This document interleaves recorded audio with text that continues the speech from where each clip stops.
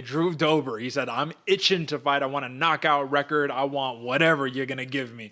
Well, I gave him John Silva. And this is an interesting matchup. So for the uninitiated, John Silva just fought like 2 weeks ago, right? On the last card that we just broke down, he fought Charles Jourdain in a fight that I actually picked Jourdain to win this fight because I thought you fight Jourdain, you're entering the next level. He made it look easy, man. You went from Weston Wilson, right? You remember, that was one of your sleepers. Yep. You went from him, you knocked him silly, you knocked him unconscious. Then you went to Charles Air Jourdain and knocked him silly too. Well, what was the one part, AJ, where he kind of screwed up?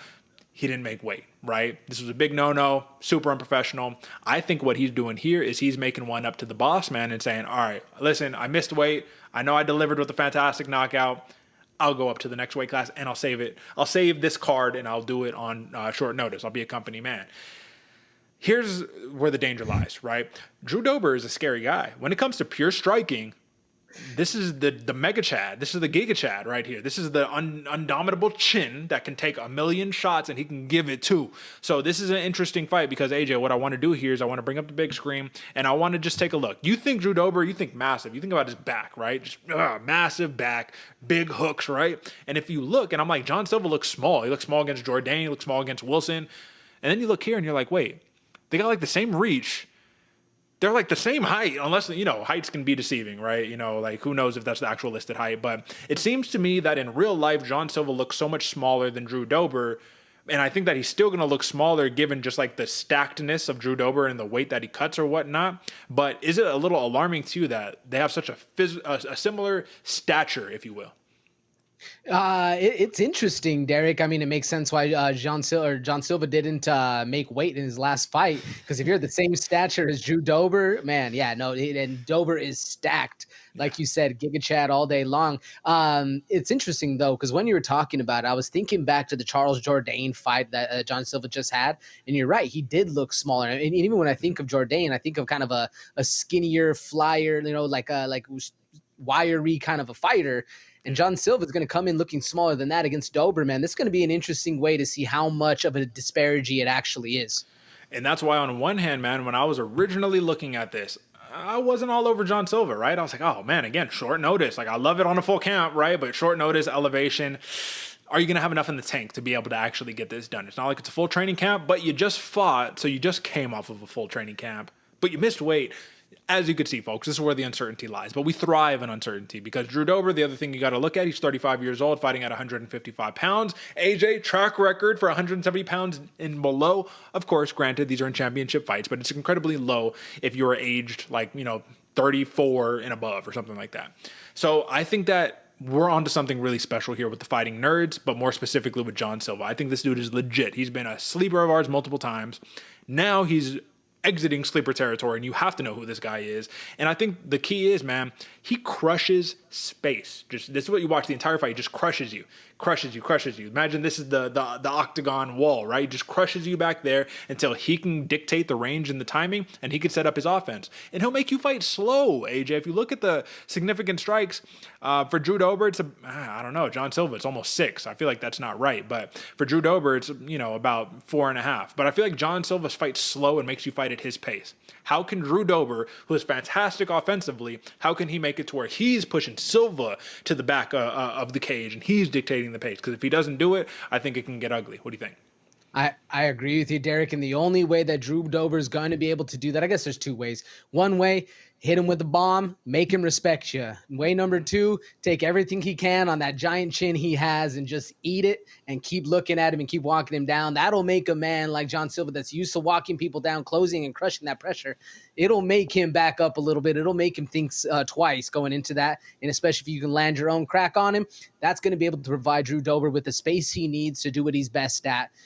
Keep the power in his hands, be durable, make it a brawl, and be unconventional in there when you're doing it. Because when Drew Dober's on his game, man, he is devastating. The problem is he's not always on his game, though. What do you make of the opening odds right here? Is this just tell me, do you respect the line or do you think it should be different? No, I respect this line. Drew Dober's an established 155er, not obviously not the upper echelon. We're not talking crazy names, but I respect Drew Dober. I honestly, Derek, I expect it to be like a minus 200, to be honest.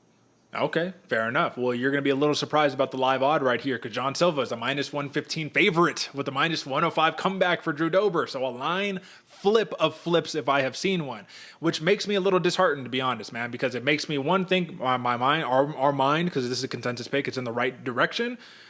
But when there's so much money coming in on him, I'm like, not everybody could be as sharp, right? Because if you're thinking about the masses, that's when we have to start worrying a little bit. Maybe the play is Drew Dober, but we can't overthink ourselves. What we have to do is say, path to victory. For Drew Dober, it's the knockout, right? I mean, I have a hard time seeing really any other path to victory other than you got to get the man out of there.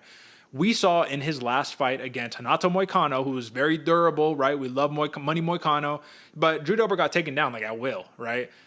John Silva, his grappling is phenomenal, like legitimately, you know what I mean? So when you are in the same camp as the Caio Bahalyos and things of that nature, right, and you got those types of guys, that's your opposition, I think that if he can mix in the grappling, this is an easy money call. But then AJ, short notice, 9 days in elevation in Denver. I'm like, shoot, man, can he? What does he look like at 1.5 rounds deep? What do either of these fighters look like? They say Drew Dober has been training at elevation. I don't know if it's true or not. I should have did my homework, but it makes me a little disheartened. So I'm still on Silva here. I like all the paths to victory. I like the price tag, even minus 115. I think I actually bet on him at minus 105 before he became the favorite because I thought that was just fair, even money.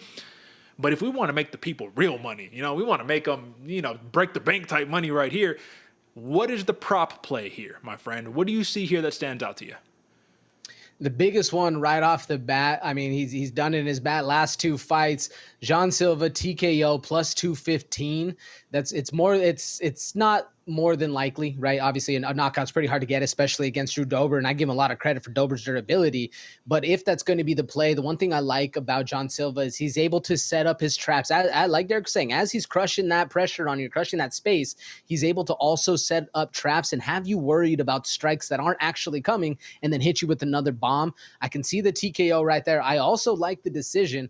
I don't know about the submission, Derick. I'm not too sure on it. It's the biggest prop on the board right there for John Silva. But again, short notice, trying to get this thing wrestling, trying to get them grounded. It does take a lot of energy out of you. I expect this one to be a lot more of a stand-up fight. I don't know. What do you think, Derick? Is there one that's really calling your name to make some cash? Plus 215 TKO. Yes, sir. You just look at John Silva's record and you say he's knocking everybody out. And it's pretty much all coming in the first round, right? Which, again, scares me because I think that this is a killer be killed fight. Somebody's getting knocked out in this fight. I do not think this one lasts. This is bound to be fireworks. So the big question here, 1.5 rounds, over or under? Ooh. I like the under, Derick. And that's I feel like this card's a full thing of overs, but I'm going with the under on this one. What is it? That's where the cash is at. It's at, I think, minus 125 for the under 1.5 rounds right there. Yep, minus 125, minus 105 for the over. Now, I have to say, I think that this could definitely, this is another one that I would bet if available, enters round 2. But that's it. That's as far as I'm willing to go on that one. Just like we might get into round 2 and then it might be over right there, right? But it could all be over in one round either way. So we like John Silva right here. I'm not going to sit here and say that Drew Dober doesn't have a real fighting chance because he absolutely does. He's the established 155er and he needs to hold his spot here in the division. But he's 35 years old, again, fighting at elevation, doing the whole 9. So short notice, no problem. We're going John Silva.